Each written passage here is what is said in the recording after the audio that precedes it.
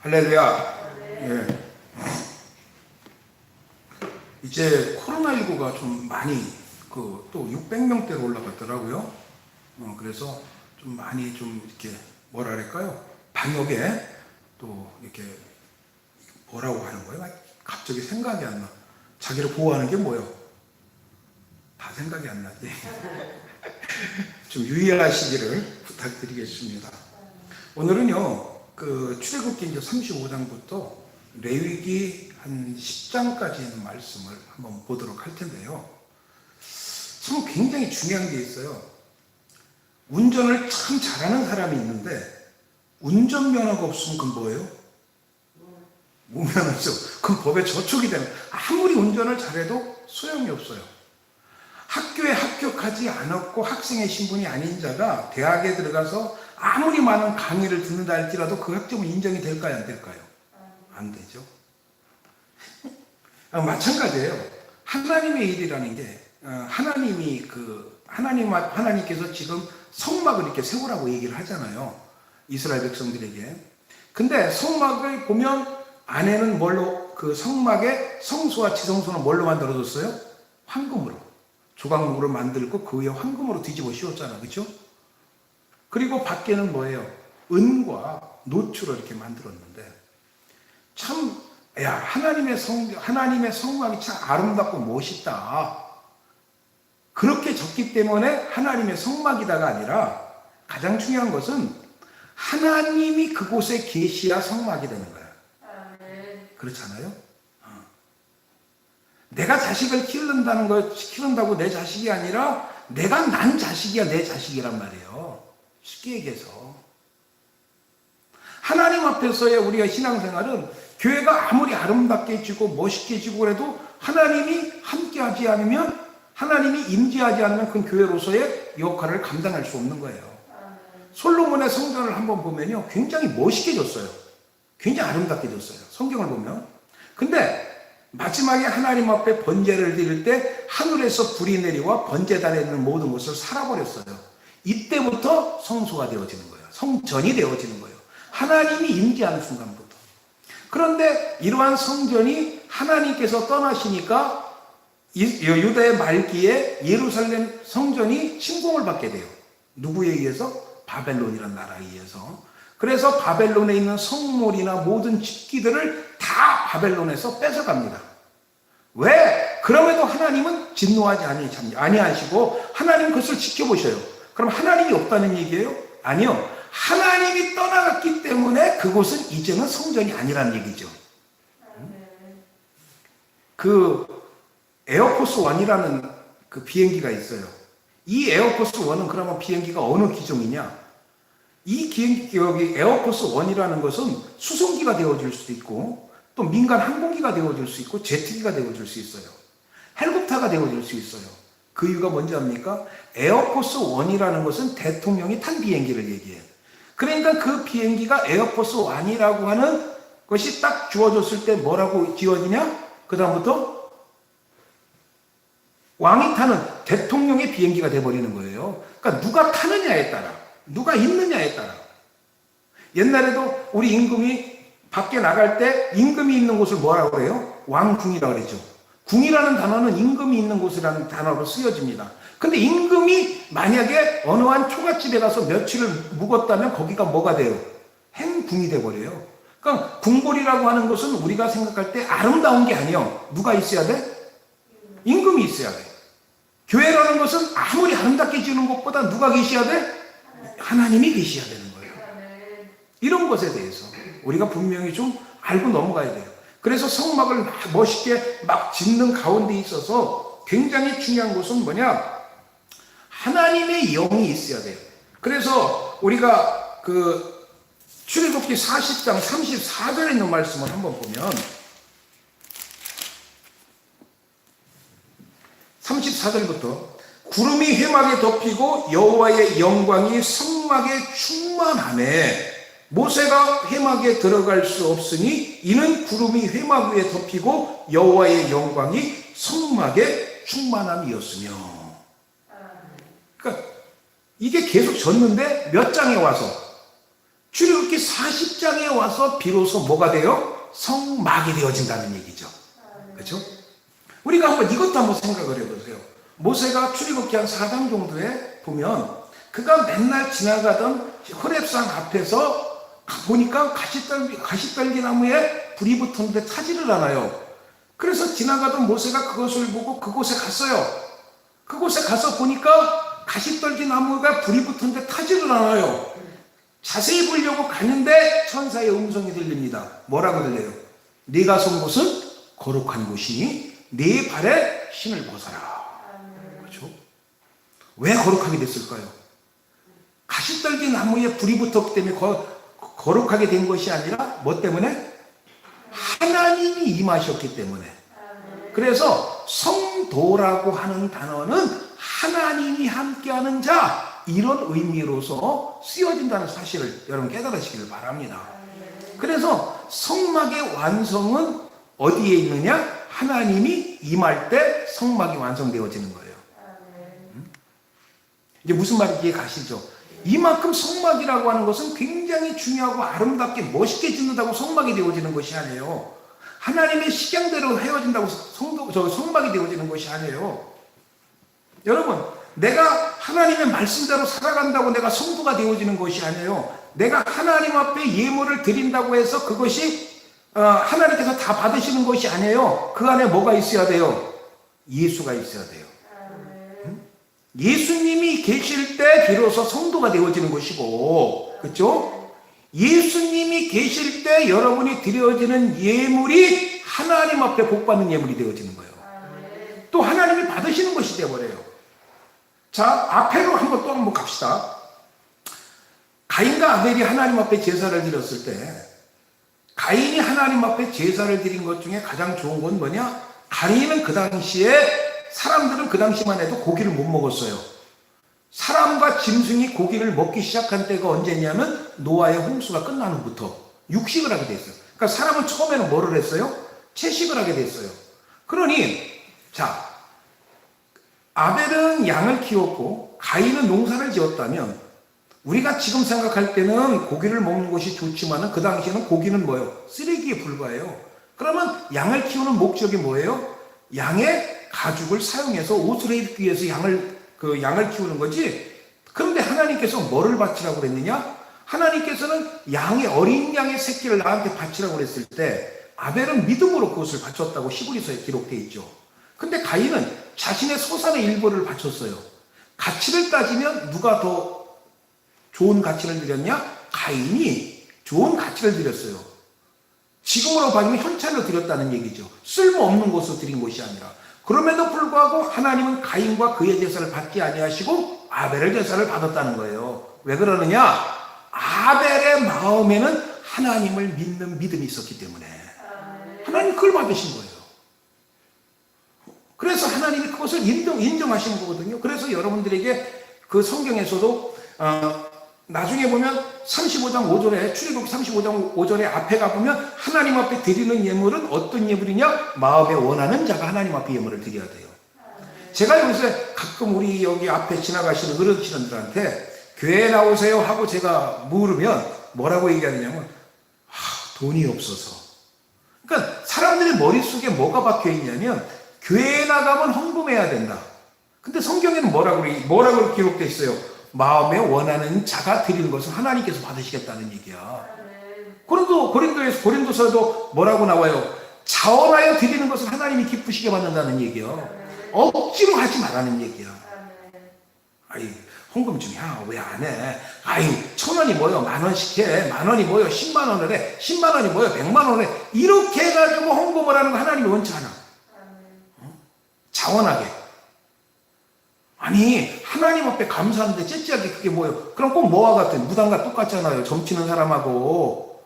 그래서 여러분, 하나님께서 굉장히 중요시 여기는 건 뭐냐? 마음에 자원하여 드리는 것만 받으라는 얘기야.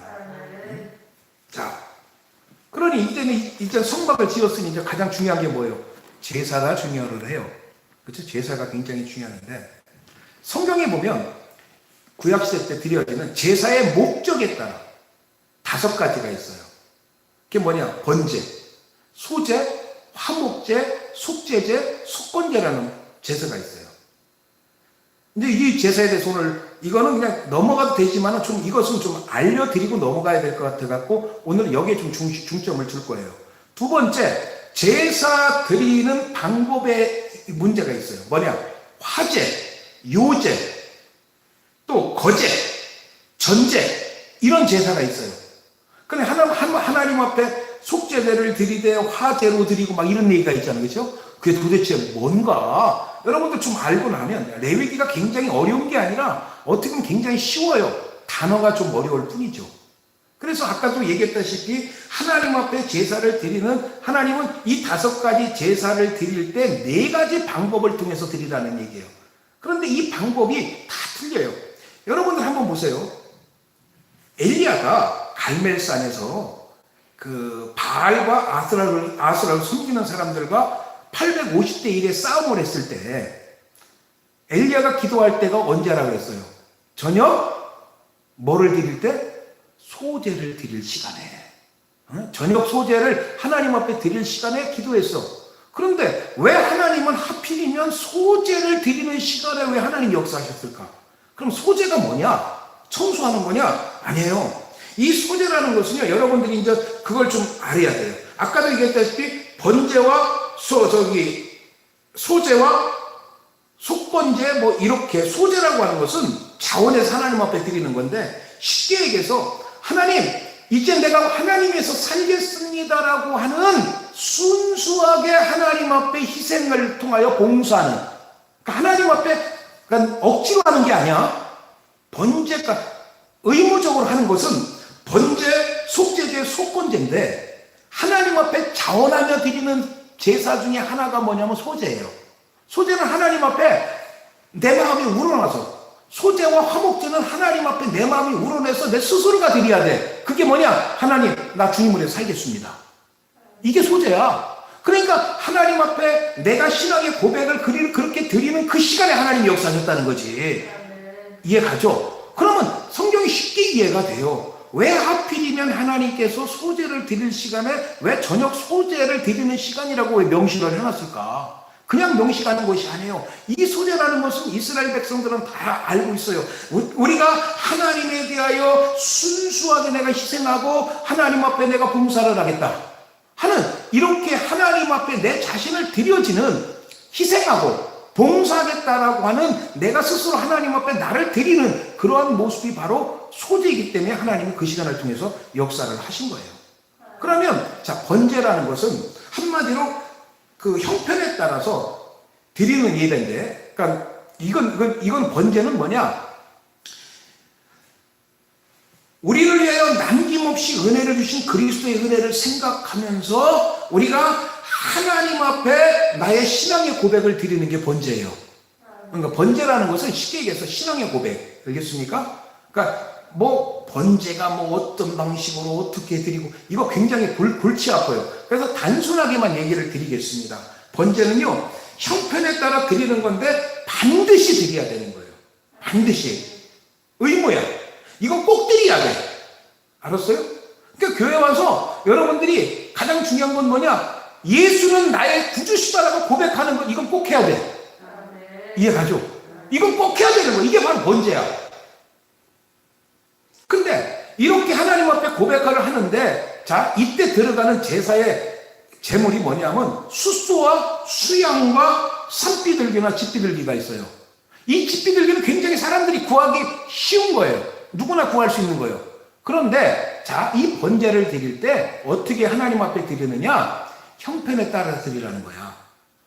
숫소를 드릴 수 있는 사람은 숫소를 드리고, 수양을 드릴 사람은 수양을 드리고, 비둘기를 드릴 사람은 비둘기를 드리는데 빈손으로 하지 말고 하나님 앞에 꼭 하나님 앞에 헌신하는, 하나님 앞에 대한 신앙의 고백으로 드리라는 얘기야. 액수에 상관이 없이.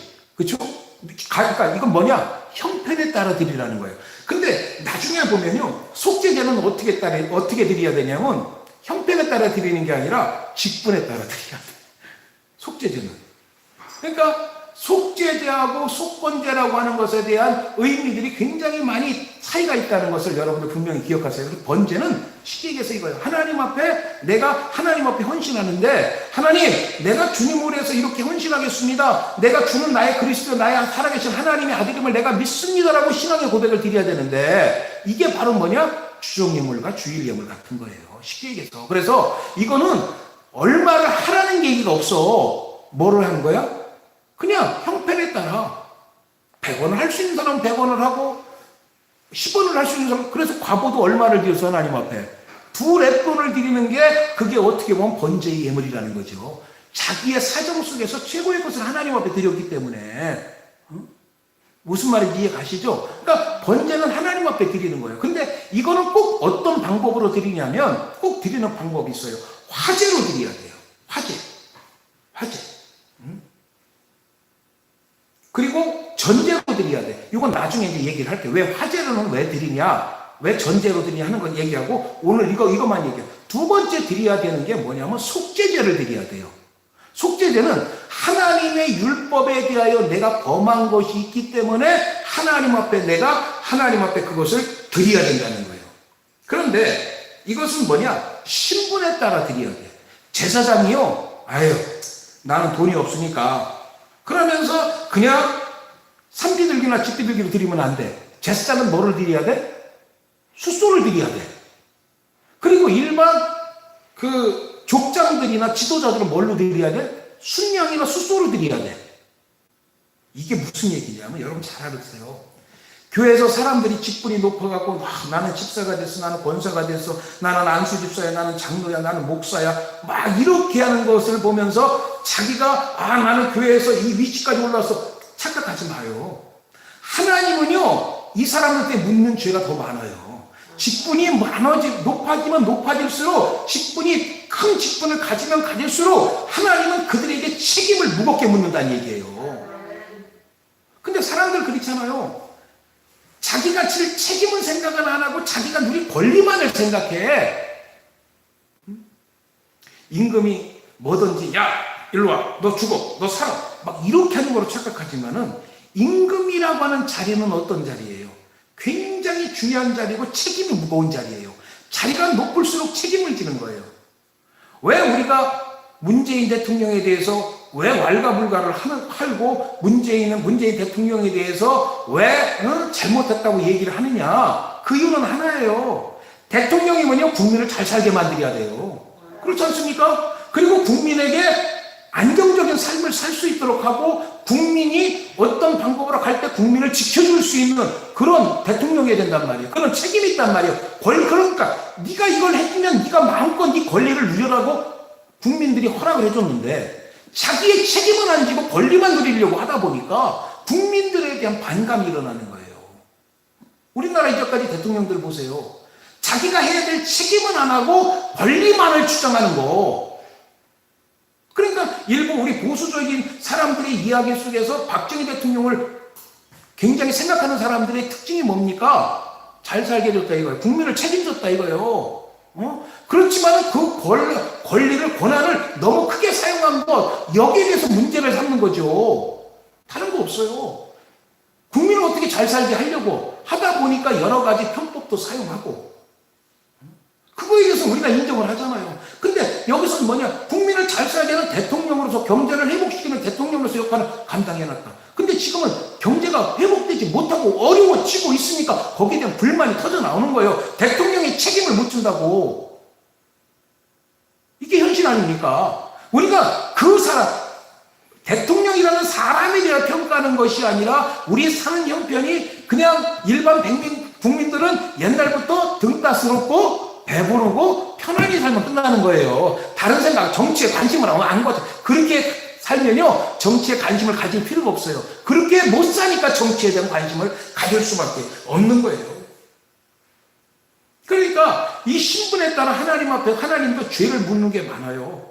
여러분, 기도하지 않는 것이 그렇게 큰 죄가 될 수가 없는데, 사무엘은 무슨 얘기냐? 내가 하나님 앞에 내 백성을 위해서 기도하기를 싫은 죄를 범하지 않게 하옵소서. 그렇죠? 사무엘은 그런 기도를 밖에 할 수가 없는 거예요. 왜?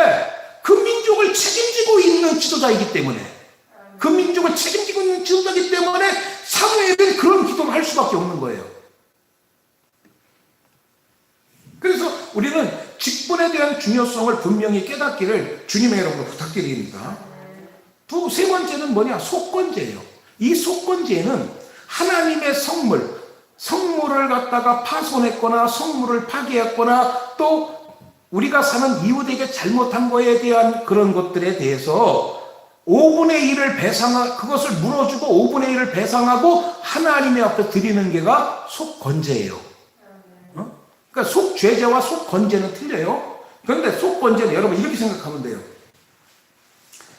오늘날 많은 사람들이 누구에게 잘못했어요. 그러면 분명히 잘못한 사람한테 가서 사과를 해야 돼요? 안 해야 돼요? 사과를 하고 용서를 구하고 또 하나님 앞에 내 죄를 구하고 용서를 받아야 돼요. 그렇죠? 근데 여기서 어떻게 합니까?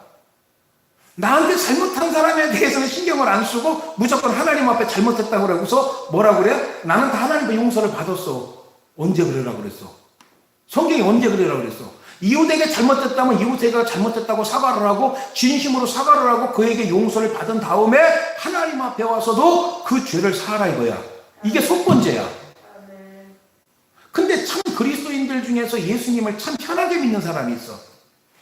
예, 나는 이미 하나님 앞에 다 용서받았기 때문에 내가 너한테 미안하다 할 필요가 없어.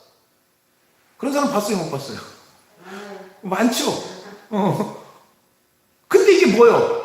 하나님은 분명히 속죄제하고 속건제하고 나눴단 말이에요. 근데 이걸 갖다가 사람들은 그냥 착각을 하고 있어요. 거기서 그 사람이 마음이 아프면 그 사람의 마음을 해줄 수 있는 배상을 해주라는 얘기요. 근데 우리는 참 쉽게 신앙생활 하잖아요. 하나님 잘못했습니다. 용서해 주세요.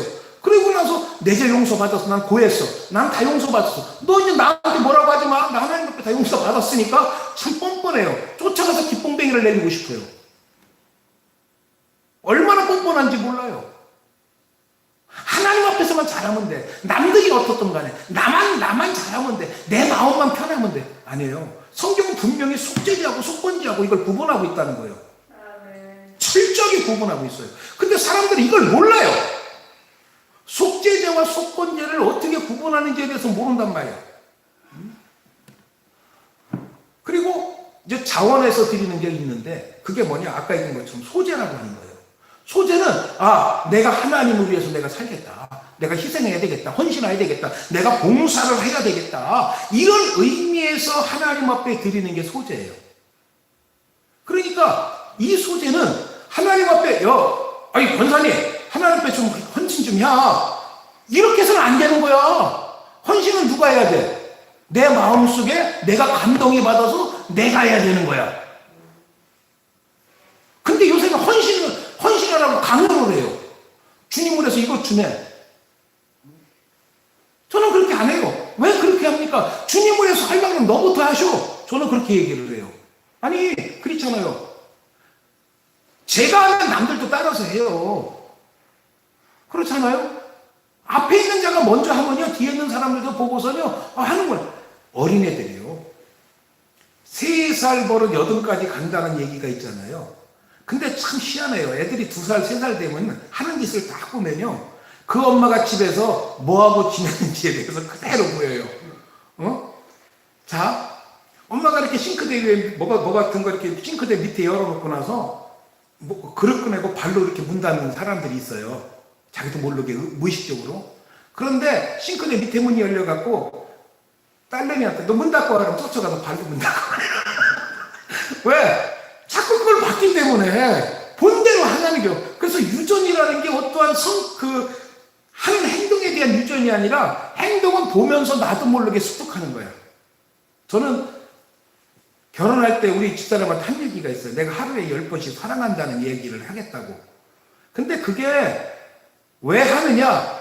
내 자신을 이기고 싶어서 이렇게 해야지만이 내 자신을 이기겠다고 생각했기 때문에 내가 시도를 한 거예요. 왜 그러느냐? 그리고 또 하나의 꿈은 뭐냐? 어제도 또 목사님 만나서 저녁을 먹으면서 그런 얘기 했어요. 나는 어렸을 때 내 꿈이 50대 때 내 아내의 손 붙잡고 걷는 것이 꿈이었다. 그랬더니 되게 소박하대. 아니 소박한 게 아니라 저한테는 그 당시 절실한 거예요. 저는 우리 부모님들이 싸우는 것만 보고 자랐어요. 아버지가 어머니를 두들겨 패고만 못 보고 사랑한다는 소리는 한 번도 들어본 적 없고 내 부모들한테 그런 얘기 들어본 적이 없어요. 그리고 아버지가 엄마를 때리는 걸 보고 병원에 막 실려가는 걸 보면서 마음에 상처를 많이 입었어요. 그런데 어른 마음에 나도 나중에 졸업하면 어떡하지 하는 두려움이 생긴 거야. 그래서 결혼할 때 그런 얘기를 했어요. 내가 다른 건 몰라도 뭐 손에 물 한 방울 안 묻히고 난 그런 건 못하지만 내가 할 수 있는 거 딱 한 가지 있어. 사랑한다는 소리를 하루에 10번씩 해줄게. 의무적으로. 실행했어요. 저 그런 표현 못하는 사람인데 처음에 할 때는 죽겠더라고. 근데 해보니까 되더라고.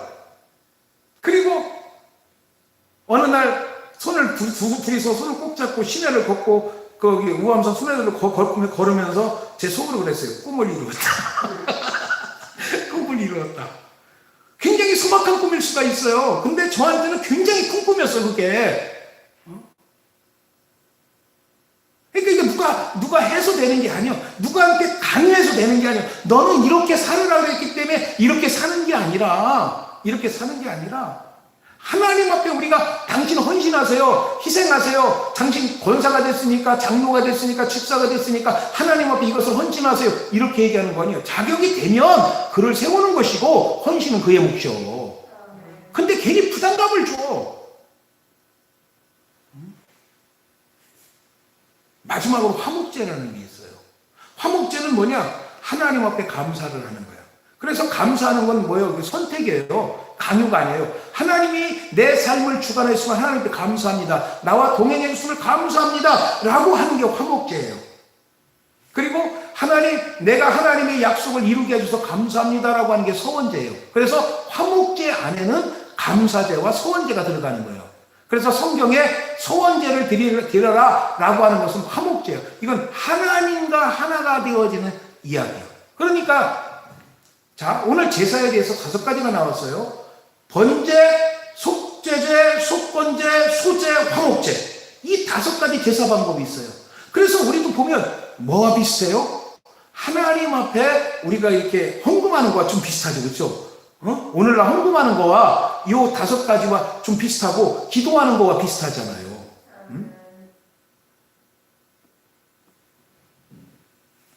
근데 여기서 좀 중요한 게 있어요. 이제 여기서 제사를 화제로 드리는 게 있어요. 화제는 뭐예요? 불에 태우는 거예요. 불에 태우는 거. 왜 화제로 드리냐면 이 당시는 이랬어요. 불에다가 불을 놓고서 그 위에다가 재물을 놓고 막 태우는데 이 재물이 하늘로 막 올라가, 연기가. 그럼 하나님이 받으셨다는 거야. 그런데 이 연기가 하늘로 올라가지 않고 땅으로 꺼져. 그럼 뭐요? 이 사람은 문제가 생겼다는 얘기야. 아이, 목사님, 그러면 바람 부는 날은 제사를 못 드리겠는데. 아니요. 이건 엄청난 게 바람이 불거나 뭐를 하거나 하나님이 받으시면 이게 올라가. 하나님이 받으시면 연기가 올라가. 그래서 이 사람은, 그래서 이 화제를 드리는 사람의 특징은 뭐냐면, 화제를 드릴 때는 내가 드릴 예물을 가지고 가서 이 예물에다가 안수를 해요. 이 예물을 드리는 자가 안수를 척 해가지고 하나님께서 받으시옵소서 라고 안수를 하고서 내가 이런 죄를 저질렀습니다. 하나님, 내가 이렇게 살겠습니다. 하나님 감사합니다. 이렇게 해갖고 거기에 대해서 안수를 하고 끌고 나가서 성막 북쪽에 있는 단 옆에 있는 곳에서 짐승을 잡아요. 짐승의 목을 땁니다. 그러면 이 짐승의 피가 내 몸에 묻을 거 아니에요. 그러면 이 피가 흘릴 때 제사장이 와서 그 피를 받습니다.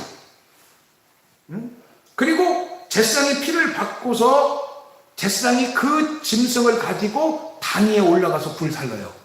그러니까 불 살리는 건 누가 하는 거예요? 제사장이 하는 거예요.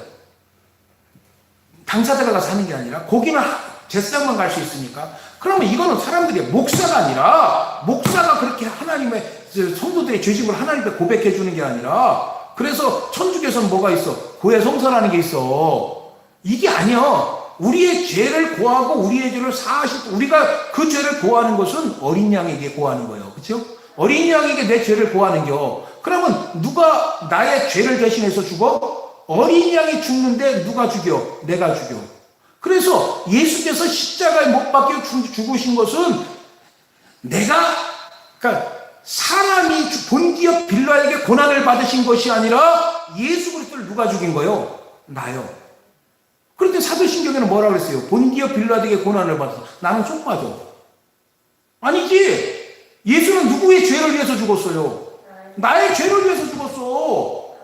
근데 왜 본디어 빌라에게 다 뒤집어 씌워? 본디어 빌라에게 고난을 받아서 십자가 못 박혀 죽으시고 말이 돼요, 안 돼요? 안 되는 거예요. 근데 사람들은 사도신경이라는 게 뭐냐면요, 사람들이 이렇게 예수님에 대해서 신앙의 고백을 드리자 해갖고 만들어 놓은 것이 사도신경이지 이 성경하고는 전혀 상관이 없어요. 성경하고 가장 상관 있는 게 뭐냐? 주기도문이에요. 주기도문 하나예요. 사도신경은 누가 만들었냐? 사람이 만드는 거예요. 이렇게 하나님 앞에 우리가 이렇게 신앙 고백을 드리자 전체가 드릴 수 있도록 만들어 놓은 게 사도신경이에요. 근데 우리 침례교에서는 사도신경을 안 하잖아요. 그러니까 이상하다는 거예요. 근데 알고 보면 이상한 게 아니라 이게 맞는 거야. 왜? 신앙의 고백은 나의 신앙의 고백이요. 주님과 나와의 관계지. 이 사도신경은 저도 다 외워요. 사도신경을 보면 나는 상관이 없어요? 있어요? 없어. 아니, 나의 신앙의 고백이기 때문에 내가 관계가 없어. 미치잖아. 전능하다 손질을 만든 하나님 아버지를 내가 믿사오며 그 외아들 우리 주 예수 그리스도를 내가 믿사오며 이는 성령을 인께서 동정녀 마리아에게 나시고 본디어 빌라도에게 고난을 받아 십자가 못 박혀 죽으시고 장사한 지 사흘 만에 다시 살아나시고. 자, 내가 있어요, 없어요? 그러니까 사람들 오해를 한다니까. 그렇게 해야 돼. 내용을 몰라. 왜 하는지를 몰라. 그렇게 하는가 그것이 뭐가 돼버려서 습관이 돼버렸어.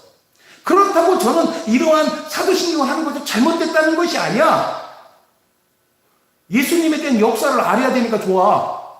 예수님이 왜 이 땅에 오셨으며 어떻게 죽으셨다는 이 사실에 대하여 아는 거.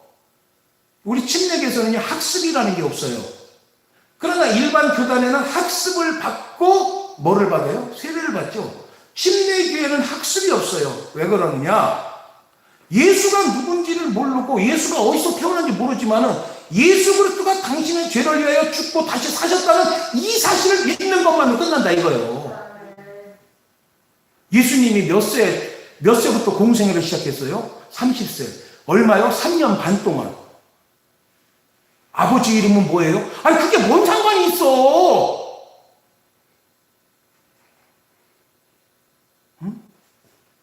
그리고 성경적으로 얘기하면 세례가 맞아요? 침례가 맞아요? 침례가 맞아요. 근데 이상하게 생각을 해요. 왜? 우리하고 다르다기 때문에. 다른 게 잘못된 게 아니에요. 뭐 다른데 어떤 것이 올바른가를 볼 줄 알아야 되는 거예요. 응? 자, 그래서 이 화제는 참 이렇게 드려지는데 화제로 드리니까 뭐가 문제냐면 어떤 재물은 제사장이 먹을 수가 있는데 어떤 재물은 먹을 수가 없어. 제사장이 몫이 없어. 그런데 이 화제로 드린 것은 하나도 먹을 수가 없어. 화제로 드린 것. 화제로 드리는 것은 하나님 앞에 드릴 때 모든 제사를 하나님 앞에 다 화제, 5대 제사를 다 드릴 수가 있어. 아까 얘기한 것처럼 번제, 속제제, 속번제, 또 화목제, 소제 이런 제사를 다 뭘로 드려? 화제로도 드릴 수 있어. 화제로 드릴 수가 있는데 화제로 드리는 이유가 뭐냐? 하나님이 받으셨느냐 안 받으셨느냐 이걸 확인하기 위해서. 이걸 화제로 드리는 거예요. 그 다음에 뭐냐면 요제라는 게 있어. 요제라는 것은 흔히 많이 드리는 게 뭐냐면 하나님 앞에 드릴 때 요제로 드리는 주된 요제로, 그러니까 화목제는 요제로도 드릴 수 있고 화제로 드릴 수 있는데 요제는 뭐냐? 흔드는 거예요. 흔드는 거예요. 앞에서 이렇게 흔들어서 흔들어서. 그래서 맥추절날 첫 곡식을 제사장이 어떻게 해요? 하나님 앞에 요제로 드린다고 그러잖아. 요제로 드린다는 거 흔들어 드린다는 얘기야. 하나님 앞에 드린다는 것은 그냥 불에 태운다는 게 아니라 흔들어가지고 하나님 앞에 막 이렇게 흔드는 거예요. 그러면서 이게 다 드려지는 거예요. 흔들면서 하나님 이걸 받으시옵소서. 재물에, 그래서 여기서 짐승을 잡으면, 그럼 짐승 한 마리가 어떻게 들어, 그렇죠? 그래요. 짐승을 잡으면 짐승도 요제로 드려야 되는데 어떻게 요제로 드리냐고, 어떻게 그 무거워갖고 수한 마리를 어떻게 들어. 이렇게 요제를 드릴 때, 짐승을 드릴 때는 짐승의 가슴패기를 드리는 거예요. 가슴패기. 가슴살 있잖아요. 그러니까 한마디로 얘기하면 그 뭐라 그래? 갈비살 위에 있는 거 있잖아. 그 가슴살을 갖다가 들고서 하나님을 흔드는 거예요. 짐승을 드릴 때는. 그리고 곡식을 드릴 때는 곡식 자체를 흔드는 거예요. 그러니까 어떤 사람들 요제를 갖다가 드릴 때, 어떻게 그 무거운 것을 다 드릴 수가 있습니까? 다 드리라는 얘기 아니라 가슴살만 드리라는 거예요. 가슴살만. 하나님 거 흔들어서. 이렇게 해갖고 하나님 앞에 드리는데, 이 요제로 드리는 것은 불에 태우지 않기 때문에 누가 먹을 수 있어? 제사장하고 나눠 먹을 수가 있어. 그래서 화목제를 드리면서, 화목제도 불에 태우면 제사장이 못 먹어요. 화목제를 요제로 드리는 건 제사장이 먹을 수가 있어. 그 드리는 자와 같이 먹을 수가 있어요. 그래서 곡식단을 갖다 많이 드리고, 세 번째 드리는 건 거제예요. 거제. 거제라는 것은 한마디로 어떻게 앞뒤로 흔드는 거예요. 앞뒤로. 이게 그러면 이 앞뒤로 흔들 때 짐승을 갖다가 또 한 마리를 들어, 여기서 또 듣는 게 있어. 우편 뒷다리를 잡는 거예요, 이제는. 아까는 무슨 살? 가슴살. 이번에는 뭐? 우편 뒷다리를 잡고서 하나님 앞에 드리는 거예요. 거제. 이렇게 손을 들어서 이렇게 드리는 거예요. 그래서 우리가 찬양할 때 손을 들어서 하잖아요. 이게 어떻게 보면 거제예요. 거제. 하나님 앞에 드리는 예배의 방식 중에 하나라는 거죠. 그래서 이 거제로 드리는 것은 이게 5대 제사뿐만 아니라 하나님 앞에 11조를 드릴 때도 이렇게 거제를 드렸어요.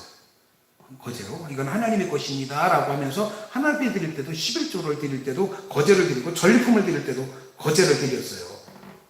그리고 또 하나의 방법은 전제. 전제라는 게 뭐예요? 붓다라는 얘기야. 그러니까 포도주나 독주를 드리는 제물에 붓고서 하나님 앞에 드리는 거예요. 이거 그러니까 요렇게만 알아두시면 앞으로 이제 성경을 읽으면서 나올 거란 말이에요. 이 제물을 하나님 앞에 요제로 드리고, 하나님 앞에 전제를 붓고, 또 하나님 앞에 거제로 드리고, 하나님 앞에 화제로 드릴 때 이제 이해가 갈 거예요. 요만큼만 알아놓으면 돼요. 뭐 제가 오늘 이거 성경의 5대 제사하고 4가지 방법에 대해서 저희가 설교하려는 게 아니라, 이렇게 레위기를 들어갈 때 요것만 알아놓으면 쉬워요. 그러니까 성경에 대해서 이해를 하는데 이 5대 제사는 요만큼만 이해를 하시고, 4가지 방법은 이만큼만 이해하셔도 충분히 이해가 갈 겁니다. 자, 그러니까 하나님께서 이렇게 딱 만들어줬어요. 자, 그러니까 이제는 어떻게 해요? 성막에 딱 만들어졌으니까 누가 들어가야 돼? 위임식을 해야 될 거 아니에요. 이제 성막에 누가 들어가서 일을 할 건지 위임식을 해야 될 거 아니에요. 그 위임식에 참석한 사람이 아론과 아론의 4아들이 들어갑니다. 그리고 위임식을 딱 맞췄어요. 우리 지지난주에 설교를 했기 때문에 여기에 대해서 더 이상 얘기를 안 합니다. 이제 제사장의 역할을 감당을 하는데, 여러분 보세요. 이게 있어요. 하나님의 자녀가 되고 하나님의 택함을 받으면 그걸로 끝난다? 착각하지 마세요. 우리 레위기 한번 10장을 한번 찾아보시기 바랍니다. 레위기 10장 1절부터 한번 읽어볼게요. 아론의 아들 나답과 아비후가 각기 향로를 가져다가 여호와께서 명하시지 아니하신 다른 불을 담아 여호와 앞에 분향하였더니 불이 여호와 앞에서 나와 그들을 삼키매 그들이 여호와 앞에서 죽은지라. 엄청난 일이 벌어집니다. 자, 여러분, 위임식을 받았으면 야, 이제는 제사장이다, 하나님이 나를 지켜준다. 아니에요. 어떻게 해야 돼요? 여러분이 직분을 받던 무엇을 하든 끝까지 뭐를 해야 돼? 하나님의 말씀에 순종하며 살아야 돼. 어떤 분들은 그런 얘기예요. 목사는 아무리 죄를 져도 하나님이 지옥 보내지 않는디야. 내가 그 얘기 듣고 깜짝 놀랐어요. 아까 얘기 나오잖아요. 죄를 저질렀고 하나님 앞에 속죄제를 드릴 때 신분에 따라서 드리는 게 틀리다고, 그렇죠? 속죄제를 통해서 얘기했는데, 여기 보니까 지금 어떻게 나오냐면, 자, 위임식을 맞이고 아론의 아들 나답과 아비후가 누가 됐냐? 제사장이 됐어요. 이 제사장이 이제는 하나님 앞에 그 분향단에다 분향하기 위해서 향로를 가져가지고 거기다 불을 담아서 향로를 가져가서 분향단에다 불을 붙이러 올라갔어요. 근데 왜 죽었습니까? 뭐를 해갖고? 하나님께서 여호와께서 명하시지 아니하시는 다른 불을 담아 그래서 그렇죠? 그러면 분향단에서 불을 붙이는 불씨는 어디서 갖고 와야 되느냐? 번제단에서 갖고 와야 돼. 알겠어요? 번제단에서. 하나님이 인정하는 불은 번제단의 불이요. 자, 하나님 앞에 기도할 때 하나님이 인정하는 기도는 뭐요? 정욕대로 구하지 말라 그랬어. 믿음으로 구하라 그랬어. 너희가 구하여도 받지 못하면 정욕대로 쓰려고 잘못 구함이라. 이게 바로 분향단이야. 하나님 앞에 분향단은 뭐를 얘기한다 그러냐면 기도를 얘기한다 그랬어요. 하나님 앞에 기도하러 가는 자가 뭐를 갖고 기도를 해야 되느냐? 하나밖에 없어요. 예수 그리스도의 말씀을 쫓아서 가야 돼요. 우리는 피 흘리신 예수의 이름을 가지고 가야 돼요. 그분의 뜻에 합당한 걸 하나님 앞에 드려야 돼요. 근데 어떻게 돼요? 자기가 원하는 거, 자기가 뜻하는 거. 그러면 차라리 저는 여러분들한테 얘기를 해요. 그렇게 여러분들이 원하고 여러분들이 갈망하는 거 이루고 싶으면 무당을 찾아가라고 얘기를 해요. 하나님 그런 분이 아니에요. 근데 오늘 성경이 뭐라 그랬어요? 분향단이라고 얘기했단 말이에요. 그러니까 하나님께서 이 두 사람이 제상이고 처음 일을 하는 이 제사장을 어떻게 써요? 죽여버립니다. 2절에 보니 불이 여호와 앞에서 나와. 불이 여호와 앞에서 나와. 그들을 삼킴에 그들이 여호와 앞에서 죽은지라. 이 성전 안에서 죽었어요. 지금 두 사람이. 뭘 어떻게 죽었어요? 불에 타 죽었어요. 끔찍하지 않아요? 아, 예수만 믿으면 돼. 이제 하나님 나 책임질 거야. 나는 무슨 짓을 해도 나는 하나님 다 용서를 받을 거야. 착각하지 마세요. 여러분들 이걸 아셔야 돼요. 짐승의 피는 이례적인 것이지만은 예수 그리스도의 피는 영원하다는 얘기가 무슨 뜻이냐면, 구약에 보니까 죄를 질 때마다 뭐를 드려야 돼? 속죄돼. 짐승을 가지고 드려야 되고, 또 갖고 와서 또 드려야 되고, 또 갖고 와서 또 드려야 되고, 죄가 10번을 지면 짐승이 몇 마리가 필요해요? 10마리가 필요해요. 근데 예수 그리스도의 피는 한 번 흘렸는데 우리가 죄를 질 때마다 예수의 피에 의지해서 기도를 드리면 이 피가 계속적으로 연속적으로 능력이 나타난다는 얘기야. 이런 얘기지. 예수가 나 위에 피 흘려 죽었기 때문에 나는 어떤 죄를 저질렀든 간에 다 용서를 받는다? 아니에요. 그렇게 이걸 해석을 해야 되는 거예요. 짐승의 피는 계속적으로 보충을 해야 되겠죠? 또 죄를 되면 또 갖고 오고 또 죄 있으면 또 계속 갖고 와서 해야 되기 때문에 일회성밖에 없어요. 그러나 예수 그리스도의 피는 무슨 성이 있냐? 연속성이 있어요. 그러니까 재활용이지. 쉽게 얘기하면. 좀 이런 표현 되게 뭐하지만 예수의 피는 재활용이 언제든지 우리가 용서를 받을 수 있는 거예요. 그렇기 때문에 우리가 주님 앞에 기도할 때마다 죄를 짓고서 회개를 안 하면 용서받지 못해요. 회개할 때마다 그 피가 내 마음에 큰 능력이 됩니다. 왜? 그 피가 계속적으로. 그래서 회개를 많이 하는 사람들 보면 말마다 뭐요? 예수의 피 가운데 사는 자야. 그래서 여러분들 주님의 거룩하신 피 묻은 손으로 어루만져 달라고 우리가 산자들에서 기도할 때 그 내용이 뭐냐? 그의 죄가 회개할 때 주의 피의 역사가 일어나는 거예요. 근데 죽어도 회개를 안 해. 난 잘못 없다 이거예요. 그러니까 이 피가 가져봤자 소용이 없어. 내가 여러분들에게 마실 물을 준비했는데 목마르지 않은 사람은 이 물이 필요가 있어요, 없어요? 필요가 없는 거예요. 목마른 자에게만 물이 필요한 거예요. 그러니까 레위기 10장 6절부터 7절에 하나님께서 뭐라고 얘기하느냐? 모세가 아론과 그의 아들 엘리야살과 이다메에게 이르되 4명의 아들이 있었어요. 근데 첫째, 둘째가 죽으니까 셋째, 넷째 때 모세가 얘기합니다. 엘리야살과 이다메에게 이르되 너희는 머리를 풀거나 옷을 찢지 말라. 그리하여 너희가 죽음을 면하고 여호와의 진노가 온 회중의 미침을 면하게 하라. 이 얘기는 무슨 얘기냐? 하나님 앞에 잘못해서 죽었어. 그렇죠? 이걸 슬퍼한다는 얘기는 하나님이 잘못했다는 얘기야. 제사장이 어떻게 해야 돼요? 그래서 그 9절과 10절에 있는 말씀은 이럽니다. 오늘 여기까지만 하고 마칠게요. 너와 네 자손이 해막에 들어갈 때는 포도주나 독주를 마시지 말라. 그리하여 너의 죽음을 면하라. 이는 너의 대대로 지킬 영원한 규례라. 그리하여야 너희가 거룩하고 속된 것을 뭐하며? 분별하며 부정하고 정한 것을 뭐하고? 분별하고. 여러분, 분별력을 가져야 돼요. 굉장히 중요한 거예요. 포도주와 독주를 먹지 말라는 얘기는 분별력이 상실된다는 얘기야. 그래서 이 사람이 지금 오늘 성경에 나답과 아비가 왜 죽었어요? 분별력이 없던 거야. 하나님의 원하시는 불과 불인가 아닌가에 대한 분별력이 없어 실수를 한 거예요. 여러분, 분별력을 갖기를 주님의 이름으로 부탁드리겠습니다. 그래서 오늘 말씀을 요약하면 이거예요.